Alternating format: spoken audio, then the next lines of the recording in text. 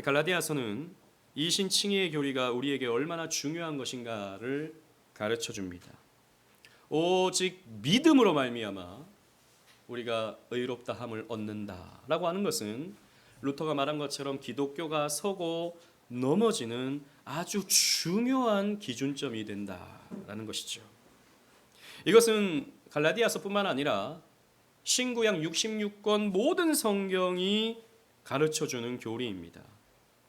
그 예로서 우리는 지난주에 아브라함의 이야기를 살펴보았습니다. 아브라함은 율법을 지켜서가 아닌 아브라함 자신의 열심으로서 복을 받은 것이 아닌 하나님의 열심으로, 하나님의 은혜로 복을 받은, 구원받은 믿음의 사람이었다는 것을 우리가 지난주에 살펴보았습니다. 하지만 또 우리가 성경을 읽다 보면 특히 민수기, 신명기 이런 말씀들을 읽다 보면 율법을 지키지 않아서 저주받는 사람들, 심판받는 사람들의 모습을 보거든요. 아니, 신약을 읽고 갈라디아서를 읽고 그렇게 성경을 보면 그렇지, 오직 믿음이지, 믿음으로 우리가 구원받는 것이지 라고 깨닫게 되는데, 또 이런 구약의 율법서를 보면, 또 구약의 여러 이야기들을 살펴보면 율법을 지키지 않아서 심각한 처벌을 받는 경우들을 우리가 많이 보게 되거든요. 예를 들자면 민수기 15장에는 안식일에 장작을 주었다고 하여 돌에 맞아 죽는 사람의 이야기가 그려집니다. 여러분, 살인한 게 아니에요. 대단한 사기를 친 것도 아닙니다. 그냥 안식일에 장작을 주었을 뿐입니다. 그런데 사계명을 어겼다 하여 돌에 맞아 죽는, 심판받는 이야기가 성경 속에 그려지고 있는 것이죠. 또 뿐만 아니라 우리가 구속사 시리즈를 통해서 쭉 살펴봤지만 이스라엘 백성들이 하나님께 벌을 받을 때, 하나님으로부터 심판받게 될 때 대부분의 그 원인이 하나님께서 주신 말씀을 어겨버리고 율법을 어겨버렸기 때문에 그들이 벌을 받게 되는 경우들을 우리가 많이 보게 됩니다.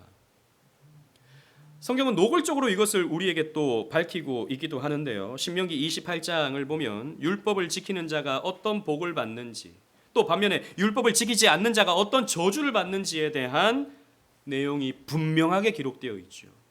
여러분 주보를 보십시오. 신명기 28장 15절 다 같이 한번 읽어보겠습니다. 시작. 내가 만일 내 하나님 여호와의 말씀을 순종하지 아니하며 내가 오늘 내게 명령하는 그의 모든 명령과 규례를 지켜 행하지 아니하면 이 모든 저주가 내게 임하며 내게 이를 것이니. 아멘. 보십시오. 이런 말씀이 성경 곳곳에 빽빽하게 기록되어 있습니다. 율법을 지키면 복을 받지만 율법을 지키지 않으면 저주받아 심판받는다라고 하는 것이 분명하게 성경에 기록되어 있습니다. 아니요, 목사님 지난주에 몇 주간 동안 목사님 율법은 아니라 그랬지 않습니까? 율법은 우리를 심판하지 못한다고 하셨지 않습니까? 믿음으로 말미암아 우리가 구원받는다고 목사님 말씀하셨는데 목사님 잘못 가르치셨군요. 성경을 보니 율법은 우리를 복되게 하고, 다르게 말하면 우리를 구원하고, 율법은 우리를 저주케 하여 우리를 심판받게 만드는 아주 중요한 기준점이 되는군요. 목사님 이상합니다. 목사님 잘못 가르치신 것이 아닙니까? 라고 여러분 질문이 들 수 있는 것입니다. 그래서 오늘 이 두 가지의 질문으로 여러분들에게 설교를 통해 답을 해보고자 합니다. 율법을 지키지 않았을 때 오늘 성경에서 말하는 것처럼 저주는 무엇인가? 이 저주는 그럼 우리에게 어떻게 적용되는 것인가? 또 하나는 목사님이 앞에서 쭉 말씀하신 것처럼 율법이 우리를 심판하지 않는다면 그러면 하나님은 도대체 왜 우리에게 율법을 주셨는가? 그 부분에 대해서 우리가 좀 살펴보고자 합니다. 물론 우리 교회에서 여러 차례 이 부분에 대해서 설교를 했습니다만 다시 한번 정리하는 그런 시간이 되었으면 좋겠습니다. 정리하면서 여러분들에게 은혜가 되기를 소망합니다. 왜 율법을 주셨는가? 먼저 살펴볼 텐데 우리 대신 저주를 받으신 예수를 만나기 위함입니다. 10절 우리 다 같이 한번 읽어볼게요. 본문 10절입니다. 시작. 무릇 율법 행위에 속한 자들은 저주 아래 있나니 기록된 바 누구든지 율법책에 기록된 대로 모든 일을 항상 행하지 아니하는 자는 저주 아래 있는 자라 하였습니다. 보십시오. 사도 바울도 구약의 율법을 누구보다도 잘 알죠. 사도 바울은 구약 성경을 거의 외우다시피 한 사람입니다. 그래서 사도 바울의 서신서를 보면 대부분의 말씀들이 구약을 인용하는 것을 볼 수 있어요. 사도 바울은 구약을 꿰뚫고 있는 사람이었습니다. 이런 신명기적 경고를 모르는 사람이 아닌 것이에요. 27장 신명기 27장 26절에 보면 이런 말씀이 있습니다. 제가 한번 읽어볼게요. 이 율법의 말씀을 실행하지 아니하는 자는 저주를 받을 것이라 할 것이요 모든 백성은 아멘 할지니라. 이 말씀이 신명기 27장 26절에도 있어요. 자, 보십시오. 율법의 말씀을 실행하지 아니하는 자는 무엇을 받는다고요? 저주를 받는다. 이것을 지금 사도 바울이 인용하고 있는 것입니다. 그런데 신명기 27장 26절에는 뚜렷하게 우리가 읽는 이 한글 성경에는 뚜렷하게 나타나지 않는데요. 시제를 보면 이 율법의 말씀을 항상 행하지 아니하는 자는 이라고 되어 있어요. 원어를 보면. 그래서 이 사도 바울은 헬라어를 쓰면서 이런 표현을 하고 있는 것이죠. 10절 말씀에 율법책에 기록된 대로 모든 일을 항상 행하지 아니하는 자는 저주 아래 있다. 자, 이제 우리에게 적용해 봅시다. 여러분 율법 지키십니까? 율법 지키시잖아요. 그러니까 여러분 안식일을 기억하여 거룩히 지키기 위해서 이 자리에 있는 거지 않습니까? 그죠? 그런데 항상 지키십니까? 이러면 좀 문제가 되죠. 이 항상이라는 표현은 다르게 표현하면 모든 율법을 지키냐 이 말입니다. 모든 율법을 여러분 지키십니까? 아니라는 것을 우리는 알게 됩니다. 자주 말씀드리지만 우리는 십계명 가운데 십계명이 율법의 가장 뚜렷한 요약이라고 할 수 있죠.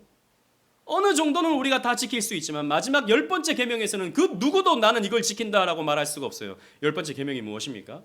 내 이웃의 것을 무엇입니까? 탐내지 마라. 탐 안 내보신 분, 탐이 없으신 분, 이 자본주의 사회에서요 탐내지 않으면 자본주의 사회에서 살아남을 수가 없어요. 끊임없이 탐내면서 더 많이 가지려고 하면서 우리는 어떻게 보면 10번째 계명을 어기고 있는 것입니다. 항상 지키지 못해요. 모든 율법을 지키지 못합니다. 자, 그렇다면 문제가 이것입니다. 항상 지키지 아니하는 자는 어디 아래 있습니까?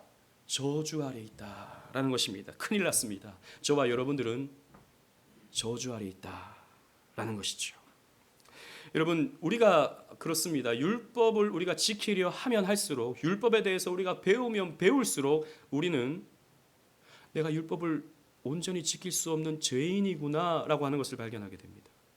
옛날에 성경을 모를 때는, 성경을 읽지 않을 때는, 성경에 대해서 우리가 제대로 배우지 않을 때는 이게 죄인지 아닌지 모르던 게 많아요. 그런데 배우면 배울수록 내가 엄청나게 많은 죄를 짓고 있다라고 하는 사실을 발견하게 된다는 것이죠. 그 결과가 무엇입니까? 오늘 성경이 말하기를 그래서 너희는 저주 아래에 있다라고 하는 것을 말하고 있다는 것이죠. 그래서 11절 말씀 보십시오. 11절은 제가 한번 읽어보겠습니다. 또 하나님 앞에서 아무도 율법으로 말미암아 의롭게 되지 못할 것이 분명하니 이는 의인은 믿음으로 살리라 하였습니다. 성경이 다 알고 있다는 겁니다. 너희들이 율법을 온전히 지킬 수 없는 죄인이라는 것을 성경이 알고 있기 때문에, 하나님이 알고 계시기 때문에 너희들에게 율법을 지켜 구원받는 것을 가르쳐주지 않으시고 오직 믿음으로 말미암아 구원하신다는 것을 성경이 계시하고 있는 것이다 라는 거죠. 이 사도 바울의 주장의 맥락은 이것입니다. 그래서 우리의 현실은, 우리의 실존은 저주받은 상태에 있다라는 거예요. 이 세상은 저주로 가득합니다. 여러분, 지금 우리가 21세기를 살고 있는데 세계에서 가장 부유한, 세계에서 가장 강력한 저 미국을 보십시오. 대단한 나라죠. 미국의 기술력, IT 기술력은 따라가지 못합니다. 청교도 정신으로 세워진 나라라서 성실하게 일했고, 그래서 많은 부를 획득했습니다. 그 결과가 무엇입니까? 여러분, 저 미국은요 지금 돈과 쾌락과 탐욕으로 들끓고 있습니다. 그래서 미국 사회에서 지금 엄청난 혼란이 있어요. 과연 우리가 지금 무엇을 하고 있는가에 대한 정체성에 혼란이 있는 것입니다. 필라델피아 켄싱턴 거리를 가면 마약에 취해서 좀비같이 비틀거리는 사람이 넘쳐납니다. 여러분 뉴스를 보셔서 다 아실 겁니다. 심지어는 이 켄싱턴 거리에는 경찰이 주사기를 나눠줍니다. 썼던 주사기 또 쓰지 말고 새 거 쓰라고, 감염되지 않도록. 그 길거리에서 마약을 맞고 사람들이 비틀비틀거리고 있어요. 여러분 보세요. 가난한 나라는 가난한 때문에 고통을 받고요, 부유한 나라는 쾌락 때문에 고통을 당합니다. 우리 사회도 그렇죠. 점점 쾌락을 쫓고 살아가다 보니까 사람들이 더 공허해집니다. 사람들이요 물질적으로는 부유하지만 영적으로 더 가난해지고 있습니다. 그러니까 뭔가로 자꾸 채워야 돼요. 사람이. 저주입니다. 이 사회가 저주받았고요, 문화가 저주받았고요, 제도들이 저주를 받았습니다. 그래서 우리는 이렇게 발전되고 이렇게 부유한 시대를 살고 있음에도 불구하고 행복하다고 생각이 안 드는 거죠. 지난번 말씀드렸죠. 우리나라 OECD 국가 가운데 우리나라의 행복도가 가장 떨어진다고요. 어떻게 보면 경제력으로는 세계 10위 이상인데 행복도는 저 밑바닥입니다. 저주받았기 때문입니다. 그래서 실존주의 철학가라든지 실존주의 소설가들의 소설을 한번 읽어보십시오. 굉장히 인간을 비참하게 표현합니다. 카프카 같은 경우에는 인간을 벌레로 표현하죠. 인간이 벌레가 되었다. 그래서 가족들에게도 버림받는, 이게 인간의 실존이다. 왜 그렇습니까? 저주받았기 때문입니다. 죄 가운데 살아가는, 하나님을 떠나 죄 가운데 살아가는 인간의 실존인 것이죠. 그래서 우리는 비참합니다. 그런데 사도 바울은 여기에서 끝나지 않습니다. 사도 바울은 복음을 선포합니다. 복음이 주는 놀라운 사실이 무엇입니까? 그런데 그 저주가 예수 그리스도를 믿는 우리에게는 적용되지 않는다라는 거예요. 이게 복음입니다. 왜 그렇습니까? 그리스도께서 모든 믿는 자를 위해 대신 저주를 받으셨기 때문이에요. 많은 분들이 이것을 생각하지 않습니다. 많은 분들이 예수님이 저주를 받았다라고 하는 것에 대해서는 좀 생소하게 생각합니다. 왜요? 세상에 이런 신은 없거든요. 세상에 이런 방법은 적용되지 않거든요. 예수님이 날 위해 희생당하셨다, 예수님이 날 위해 수고하셨다, 예수님이 날 위해 이렇게 사랑을 베풀어 주셨다라는 말에는 우리가 익숙하지만 예수님이 우리를 대신해서 저주받으셨다라고 하는 것은 생소하다라는 것이죠. 그런데 여러분 성경은 분명하게 이것을 우리에게 가르쳐 줍니다. 신명기 21장 23절 말씀 주보했습니다. 우리 다 같이 한번 읽어보도록 하겠습니다. 시작. 그 시체를 나무 위에 밤새도록 두지 말고 그날에 장사하여 내 하나님 여호와께서 내게 기업으로 주시는 땅을 더럽히지 말라. 나무에 달린 자는 하나님께 저주를 받았음이니라. 아멘. 구약 성경에서 저주받음의 상징이 뭐냐라고 이렇게 밝혀주는데 그것은 나무에 달리는 것이다 라는 이 한 구절의 말씀으로 표시해 줍니다. 나무에 달린 자는 저주받은 자다라는 것이죠. 그래서 구약 성경을 보면 나무에 달린 자들이 있습니다. 이스라엘 백성들이 여리고 성을 정복한 뒤에 여리고 성의 5 방백들, 5 왕들을 어떻게 합니까? 그들의 목을 밟았다가 나중에는 나무에 달아서, 그 시체를 나무에 달아서 저주받음을 표시합니다. 여호수아가. 또 나중에 에스더 시대에 가면 하만이라는 악한 자가 이스라엘 사람들을 죽이려고 하죠. 이스라엘 사람들을 다 몰살시켜 버리려고 하는 상황 속에서 하나님이 그 상황을 역전시켜 주셔서 하만을 그 나무에 달아서 죽게 만듭니다. 성경은 보여줍니다. 하만은 저주받은 자다라는 것을 보여주죠. 그래서 여러분 예수님께서 나무에 달리시는 겁니다.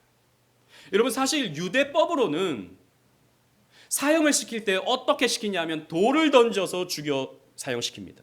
이게 유대의 일반적인 사형법입니다. 그래서 스데반도 여러분 어떻게 죽습니까? 돌에 맞아 죽습니다. 앞에서 말씀드렸던 안식일을 어긴 자도 어떻게 죽습니까? 돌에 맞아 죽습니다. 아간도 돌에 맞아 죽죠.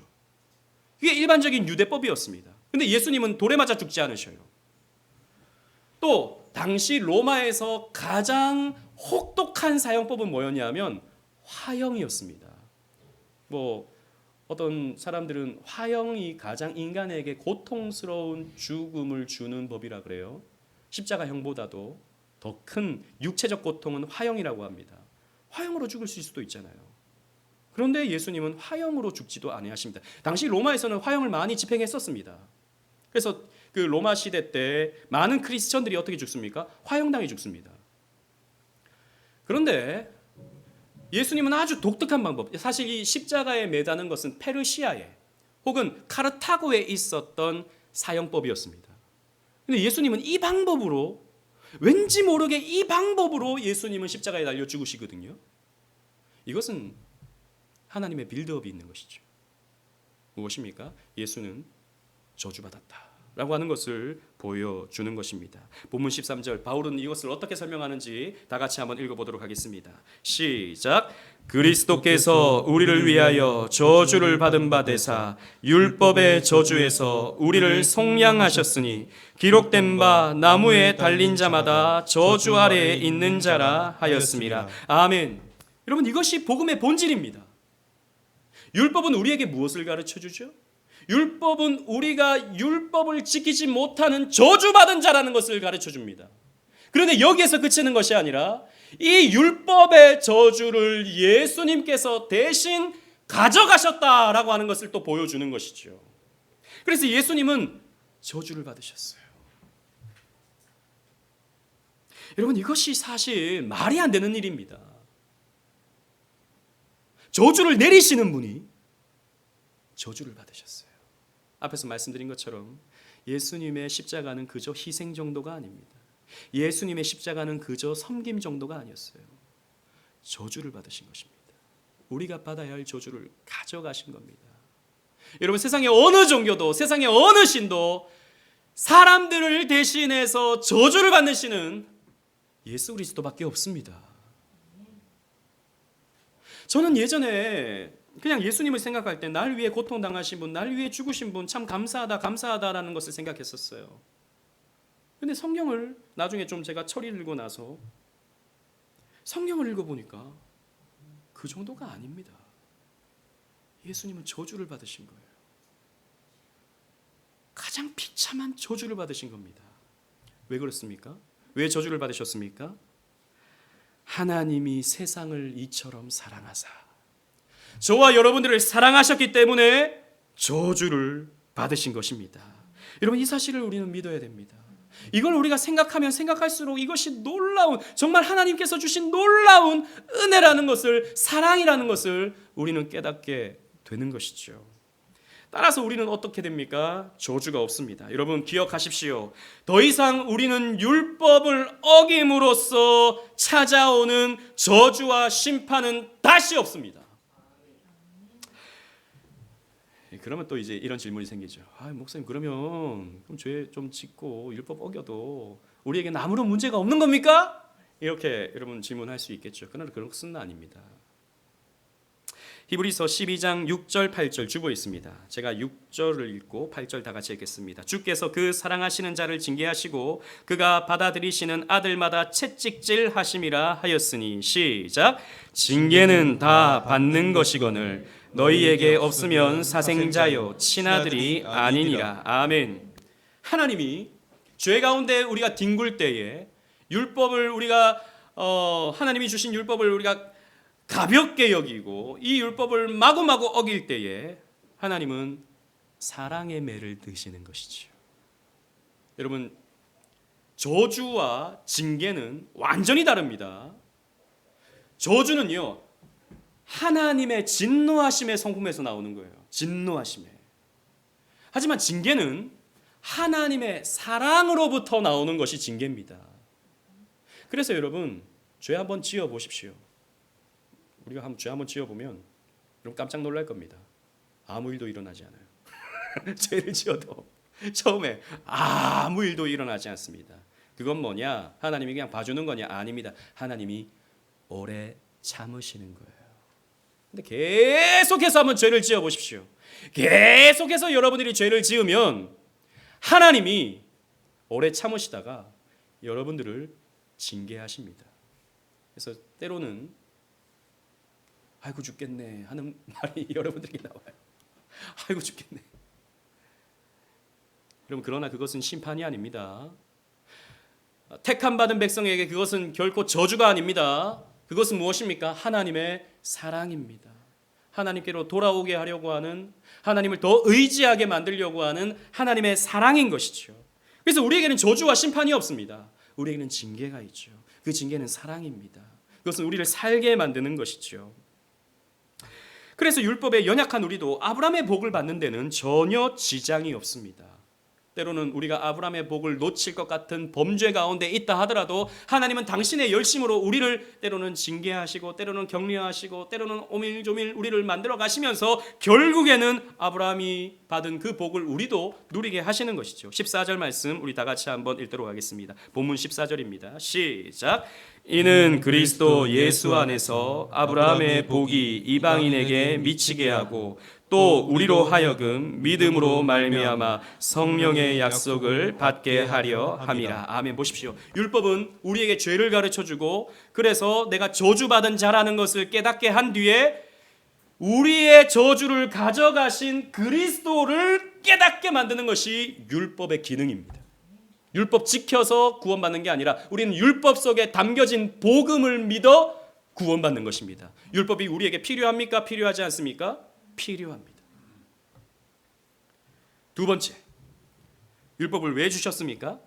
죄를 분별하고 죄를 피하며 거룩한 삶을 살게 하도록 위해 우리에게 율법을 주셨다라는 것이죠. 율법주의자들이 이해가 되지 않는 것은 주로 이런 것이었습니다. 아니 지키지 않을 때 우리가 구원받는 문제가 없다면, 그러니까 지키지 않았을 때 저주도 없고 벌도 없는 것이라면 하나님이 율법은 도대체 왜 주신 겁니까? 이렇게 질문할 수 있는 것이죠. 이 질문에 대한 답변이 이제 15절부터 이어집니다. 다시 바울은 아브라함을 예로 듭니다. 좀 긴데요. 제가 15절, 16절을 읽고 17절 다 같이 읽겠습니다. 형제들아, 내가 사람의 예대로 말하노니 사람의 언약이라도 정한 후에는 아무도 패하거나 더하거나 하지 못하느니라. 이 약속들은 아브라함과 그 자손에게 말씀하신 것인데 여럿을 가리켜 그 자손들이라 하지 아니하고 오직 한 사람을 가리켜 내 자손이라 하셨으니 곧 그리스도라. 17절 시작. 내가 이것을 말하노니 하나님께서 미리 정하신 언약을 430년 후에 생긴 율법이 폐기하지 못하고 그 약속을 헛되게 하지 못하리라. 아멘. 본문이 좀 어렵습니다. 여러분 집중해서 좀 들어주시기 바랍니다. 오늘 말씀은 조금 딱딱해요. 더 교리적입니다. 그러나 여러분 집중해서 들어보신다면 여러분들에게 큰 유익이 된다고 생각합니다. 바울은 15절에서 내가 사람의 예대로 한번 말해본다. 사람의 예를 들어서 한번 이야기해보겠다라고 말합니다. 여기서 사람의 언약이라도라고 할 때 이 언약에 해당하는 헬라어가 디아데케라는 말입니다. 디아데케.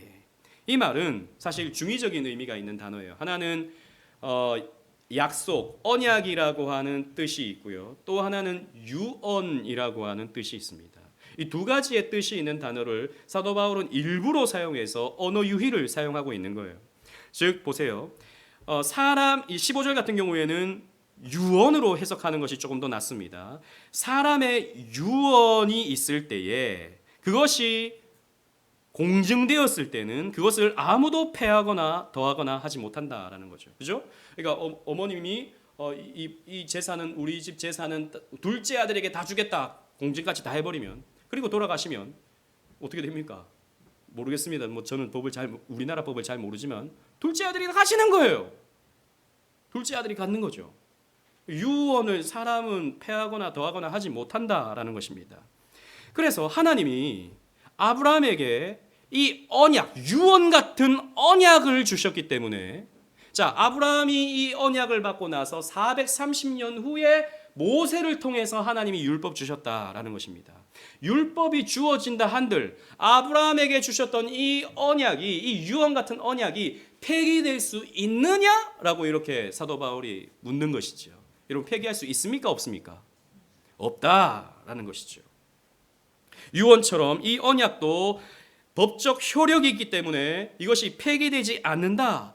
즉 아브라함이 믿음으로 말미암아 의롭게 된 것처럼 이것은 계속적인 효과가 있다라는 것이죠. 율법이 이를 무효하지 못한다라는 것입니다. 자, 그렇다면 율법이 있기 전 이 430년 전에 하나님께서 아브라함에게 주신 약속이 무엇입니까? 16절 말씀을 보십시오. 제가 읽어볼게요.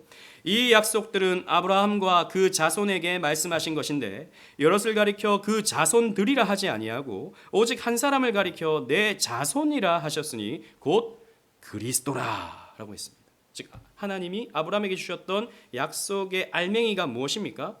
자손이라고 하는 알맹이다라는 것이죠.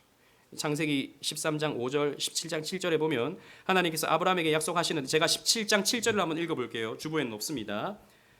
내가 내 언약을 너와 내 민, 내 대대 후손 사이에 세워서 영원한 언약을 삼고 너와 내 후손의 하나님이 되리라 라고 하나님 말씀하셨어요. 아브라함 내 후손의 하나님이 되리라. 그런데 후손들의 하나님이라고 하지 않으시고 후손의 하나님이 되리라 라고 말씀하셨다라는 것이죠. 사도 바울은 이 단수를 표현하면서 이 단수됨을 강조하면서 이 단수가 곧 그리스도다라고 이렇게 밝히고 있는 거죠. 즉 아브라함에게 주신 이 언약이 예수 그리스도를 통해서 성취되었다라고 하는 것을 가르쳐 주는 것입니다. 자, 그렇다면 이 율법을 왜 주셨는가? 19절 말씀 보십시오. 19절 다 같이 한번 읽어보도록 하겠습니다. 시작. 그런즉 율법은 무엇이냐? 범법함으로 더하여진 것이라. 천사들을 통하여 한 중보자의 손으로 베푸신 것인데 약속하신 자손이 오시기까지 있을 것이라. 자, 그 이신칭의의 교리를 무력화시키지 못하는 그냥 하라 하지 마라라고 구성되어진 이 율법을 왜 주셨는가 하면 너희들이 범법함으로 더하여진 것이다. 즉 죄를 많이 지었으므로 더하여진 것이 율법이다라고 가르쳐 주는 것이죠. 즉 이런 것입니다. 즉 아브라함 이후에 수많은 사람들이 죄를 짓고 계속해서 죄를 짓고 그 죄가 점점 더 극악무도해져서 서로 멸절하기까지 이르게 되자 하나님이 더 이상 죄를 짓지 마라, 이런 건 죄다라는 것을 가르쳐 주시기 위해서 율법을 주셨다라는 것이죠. 그리고 그 죄를 짓지 못하는 강력한 어떤 이 영향력을 만들기 위해서 이 죄를 지었을 때 내가 벌을 내리겠다라고 하는 경고까지 주셨다라는 것입니다. 여러분 그렇습니다. 죄를 짓지 못하게 만드는 가장 중요한 것은 죄를 가르쳐주고 그 죄를 지었을 때에 어떤 벌이 있는지를 가르쳐주면 그 죄를 짓지 않게 되죠. 여러분 차를 가지고 다 대부분 교회로 오셨을 텐데 특히 이런 이 경인고속도로, 지금은 수도권 순환도로죠. 뭐 이런 거 타고 오신 분도 있고 올림픽대로 타고 오신 분도 있고 그러실 텐데 오다 보면 여러분 뭐가 있습니까? 카메라가 있죠. 올림픽대로는 80km입니다. 시속. 그런데 이런 주일날 뻥뻥 뚫린 도로를 80km로 달리는 것은요. 차가 너무 아까워. 차가 너무 잘 나가요. 80km로 달리는 거 쉽지 않습니다. 조금만 밟아도 100km 나오거든요. 그런데 카메라가 나옵니다. 카메라가 나와요. 그럼 여러분 어떻게 하십니까? 브레이크를 밟죠. 그 도로에 할당된 속도로 여러분 맞추게 되죠. 왜요? 그걸 어기게 되었을 때 여러분들에게 무엇이 주어집니까? 딱지가 주어지는 거예요. 저도 여러 번 끊어봤어요. 너무너무 아깝습니다. 그래서 내비가 깜빡깜빡거릴 때 늘 가슴이 두근두근거려요. 내가 밟을 넘어갈까 봐. 5만 원. 아우, 이거 뭐 너무 아깝잖아요. 그래야 여러분 속도를 줄입니다.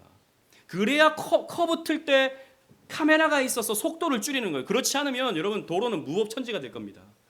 요즘 차 얼마나 잘 나가는지 몰라요. 전기차요. 밟으면 그대로 100km입니다. 150km, 180km 그냥 나갑니다. 요즘에. 그러면 수많은 사람들이 목숨을 잃는 거예요. 위험한 거예요. 그래서 법을 주는 겁니다.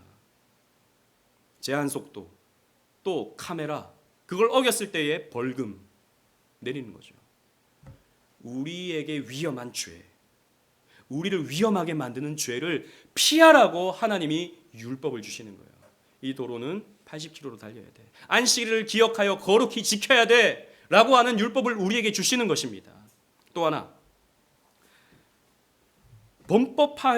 범법함으로 더하여진 것이다 라는 말이 어떤 의미입니까? 인간이 죄인임을 깨닫고 구원자이신 그리스도가 필요하다는 것을 깨닫기 위해서입니다. 여러분들이 도로에 예를 들어서 고속도로를 달릴 때 요즘엔 100km죠 거의 대부분. 그러나 밤이라든지 도로에 차가 없을 때 대부분의 여러분들은 130km를 달릴 겁니다. 120km를 달릴 겁니다. 그죠? 원래 도로는 제한 속도가 있어요. 100km. 그런데 130km 달리는 것은 무엇입니까? 법을 어기는 게 되죠. 물론 우리 사회에서는 그런 것 정도는 그냥 넘어가는 거지. 카메라 있을 때만 조심하면 되는 거지. 경찰차 따라올 때만 조심하면 되는 거지. 라고 생각하지만 사실 경찰은 어디에나 있을 수 없잖아요. 카메라도 늘 달려 있을 수는 없잖아요. 그런데 문제는 우리 하나님은 모든 것을 꿰뚫어 보신다라는 거예요. 우리 하나님은 모든 것을 꿰뚫어 보십니다. 모든 것을 꿰뚫어 보실 뿐만 아니라 하나님은 우리의 마음까지도 꿰뚫어 보세요. 우리의 마음까지도요. 막 속도를 어기고 싶은 마음까지도요. 더 빨리 가고 싶은 내 마음까지도요. 다른 사람이 나보다 앞서가면 저것 봐라. 내가 더 빨리 달리고 싶은데 하는 마음까지도요. 그래서 우리는 하나님 앞에서 내 죄를 감출 수가 없어요. 여러분들이 율법을 알면, 여러분이 율법을 배우면 내가 죄인이구나라는 것을 알게 됩니다. 앞에서 말씀드린 것처럼 우리 10계명 가운데 10번째 계명, 탐내는 것조차도 죄라는 것을, 예전에는 이게 무슨 죄야 이게, 탐내야 이 자본주의 사회에서 경쟁하고 조금 더 좋은 제품 만들고 조금 더 돈을 많이 버는 거지 라고 생각하지만, 그 탐내지 못함으로써 하나님 주시는 것으로 만족하지 못하고 또 혹은 다른 사람의 것을 빼앗아버리는 이런 죄까지 이어질 수도 있는 마음이기 때문에 성경은 그 탐심까지도 정죄하는 것입니다. 그러면 우리가 죄인이라는 것을 깨닫게 되는 것이죠. 그래서 나에겐 구원자가 필요하구나 라고 하는 것을 우리로 하여금 절절히 깨닫게 만드는 것입니다. 로마서 3장 20절 말씀, 우리가 잘 아는 말씀이지만 다시 한번 읽어보도록 하겠습니다. 주보에 있는 말씀이에요. 시작.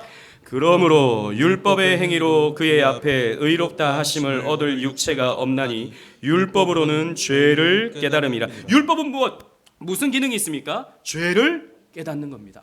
내가 죄인이구나. 내가 죄인이구나. 그래서 이 죄로부터 내가 벗어나야 되겠구나. 근데 죄가 뭔지를 모르면 어떡합니까? 죄가 뭐가 죄인지, 이 도로의 제한 속도가 몇 킬로인지 모르면 어떻게 되는 거예요? 법을 지킬 수가 없게 되는 거예요. 계속해서 죄를 지을 수밖에 없게 되는 거예요. 그래서 하나님이 기준점으로 주신 것이 율법이다라는 것이죠. 그런데 아까 우리가 읽었던 말씀 가운데 이 율법은 한 중보자인 모세를 통해 주신 것인데 그리스도께서 오시기 전까지만 유효하다고 말하고 있잖아요. 자, 그러면 예수님께서 오신 이후의 시대는 율법이 우리에게는 아무 필요가 없습니까? 그건 아니죠, 그죠? 여기서 구분이 필요합니다. 그건 다음 주에 우리가 좀 나눌 텐데, 여기서 말하는 율법이 그쳤다라고 하는 것은 의식법을 말하는 거예요. 할례와 같은 의식법. 예수 그리스도가 어떤 분인지를 알려주는 의식법은 그쳐졌다. 왜? 실체가 왔기 때문에. 그렇게 말하고 있는 것입니다.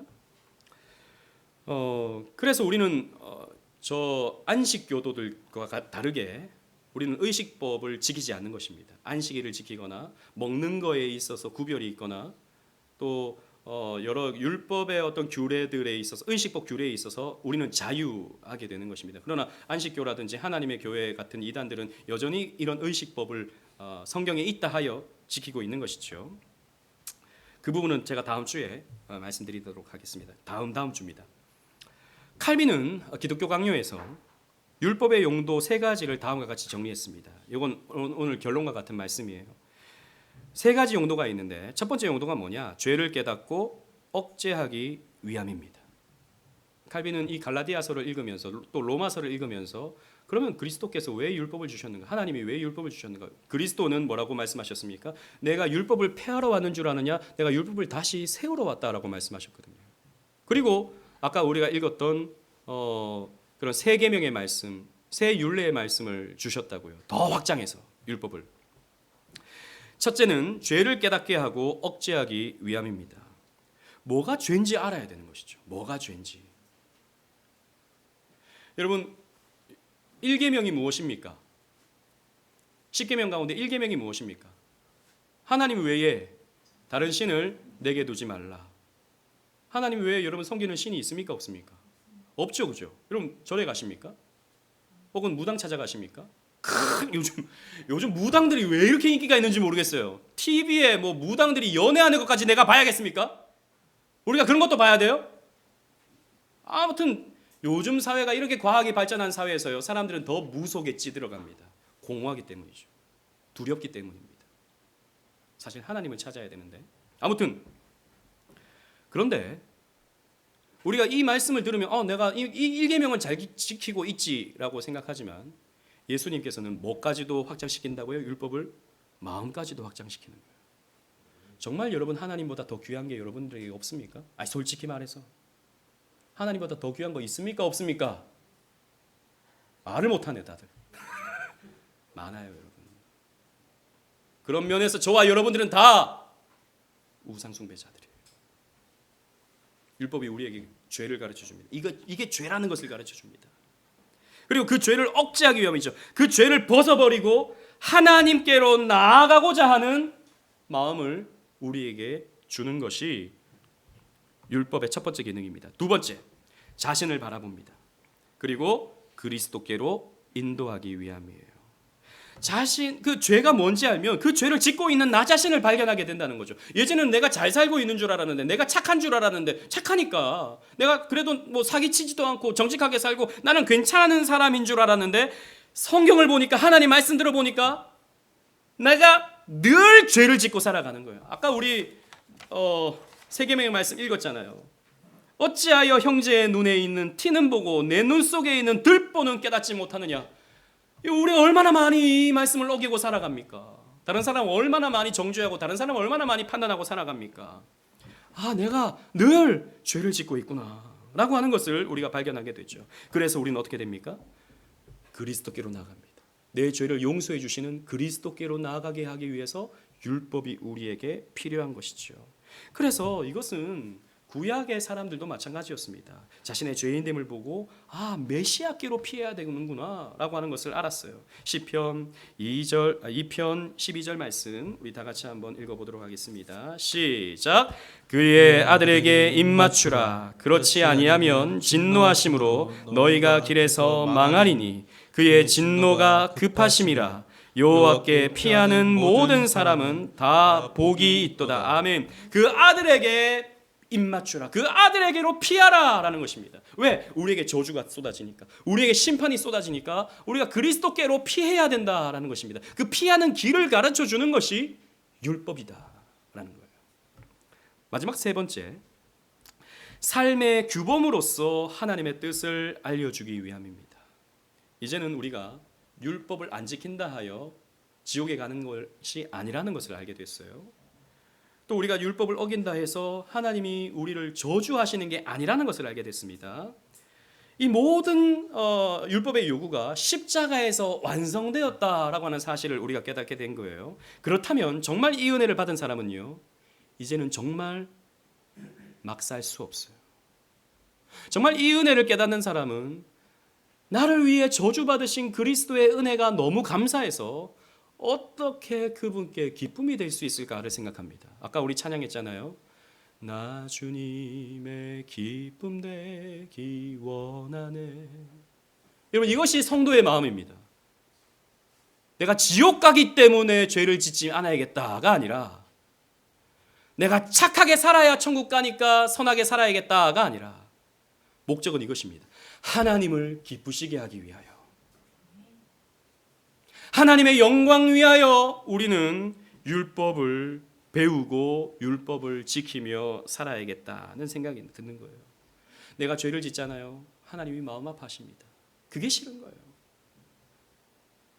내가 죄를 짓는 거 어쩔 수 없는 것처럼 죄를 짓지만 내가 이 죄를 지을 때 하나님이 마음 아파하시기 때문에 이 죄가 밉다, 이 죄가 싫다 라는 생각이 드는 것이죠. 뿐만 아니라 율법은요, 내가 이것을 행할 때 하나님이 기뻐하신다는 것을 알기 때문에 우리가 즐겁게 행하게 되는 것입니다. 여러분, 말씀을 맺겠습니다. 이 세 가지 용도를 생각하십시오. 그러면 우리가 율법을 어떻게 해야 되는가? 우리는 이 율법 앞에서 진지하게 우리 스스로를 비춰봐야 됩니다. 우리 스스로를 비춰보잖아요. 그럼 내가 누군지를 알아요. 여러분 누굽니까? 여러분들은 어떤 존재입니까? 저와 여러분들은 성경에서 말하기를 본질상 진노의 자녀라 그랬습니다. 본질상. 우리는 은혜로 덮여 있지만 본질상은 우리가 하나님 앞에서 진노의 자녀입니다. 진노받을 수밖에 없어요. 저주받을 수밖에 없어요. 여러분, 성경을 통해서 우리는 그걸 보는 겁니다. 마틴 루터는요, 이런 말을 했습니다. 루터는 이 세 가지의 용도를 말하진 않았어요. 이 세 가지 용도 가운데 가장 루터는 두 번째 용도를 굉장히 강조했습니다. 어떻게 말했냐? 잘 들어보십시오. 율법의 기본적인 요점은 인간을 향상시키는 게 아니라 인간을 악화시키는 데 있다. 즉, 내가 죄인이라는 것을 발견시키는 데 율법의 기능이 있다라고 루터는 말했습니다. 잘 들어보십시오. 말하자면 율법은 인간의 죄를 폭로하고 그것을 깨닫게 함으로써 스스로 겸비하게 하고 두려워하게 하고 깨어지게 하고 부서지게 한 뒤 그들로 하여금 은혜를 구하게 하고 마침내 복된 시인 그리스도께로 나오게 한다. 그랬습니다. 그러니까 루터가 말하는 율법의 기능은 내가 처절한 죄인임을 깨닫게 만드는 거다. 여러분, 그렇습니다. 우린 율법을 통과해야 돼요. 율법을 통과하지 아니하고 복음으로 나갈 수가 없습니다. 여러분, 내가 죄인인지 모르는데 복음이 왜 필요합니까? 내가 저주받은 자가 아닌데 무슨 구원이 필요합니까? 기억하셔야 돼요. 이 율법이 여러분들을 정죄하고 있다는 것, 여러분들에게 저주가 쏟아져야 마땅한 자라고 하는 것을 가르쳐 준다는 것을 여러분, 우리는 율법 앞에서 기억해야 됩니다. 그러나 거기에서 그치면 안 되죠. 우리는 이 율법 속에 담긴 하나님의 약속을 발견해야 됩니다. 그런데 이 모든 저주가 그리스도께로 옮겨졌다. 나의 저주를 그리스도께서 대신 받으셨다. 예수님께서 그만큼 나를 사랑하셨다 라고 하는 것을 여러분들은 율법을 통해서 발견하셔야 되는 것입니다. 그래서 율법이 우리에게 필요한 것입니다. 그래서 우리는 여전히 율법을 바르게 세워가야 되는 것입니다. 이 율법이 필요한 이유를 깨닫고 더욱 시편의 말씀처럼 율법을 주야로 묵상할 줄 아는, 그래서 은혜로 살아가는 저와 여러분들 되시기를 주님 이름으로 축원합니다. 아멘.